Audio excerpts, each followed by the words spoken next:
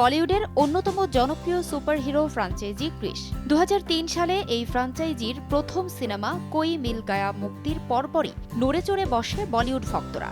কেননা বলিউডে এমন সায়েন্স ফিকশন থ্রিলার সিনেমার অভিজ্ঞতা বলা যায় প্রথম। এরপর একে একে ক্রিশ 3 দিয়ে বাজিমাত করেন হৃতিক রোশন।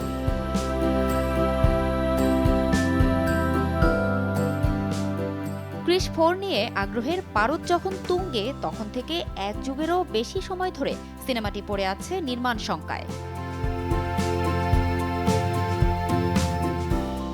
অবশেষে সব অনিশ্চয়তা কাটিয়ে আসছে ক্রিশ 4। অভিনয়ে তো থাকছেনই, এই সিনেমার মধ্য দিয়ে পরিচালনায়ও অভিষেক হচ্ছে হৃতিকের।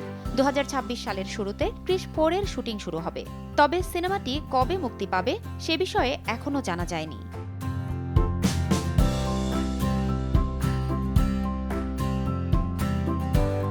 700 কোটি রুপি বাজেটের সিনেমাটি যৌথভাবে প্রযোজনা করবেন রাকেশ রোশন ও যশ রাজ ফিল্মসের আদিত্য চোপড়া। প্রযোজকদের প্রত্যাশা, এবার এমন কিছু হবে যা আগে বলিউডে হয়নি।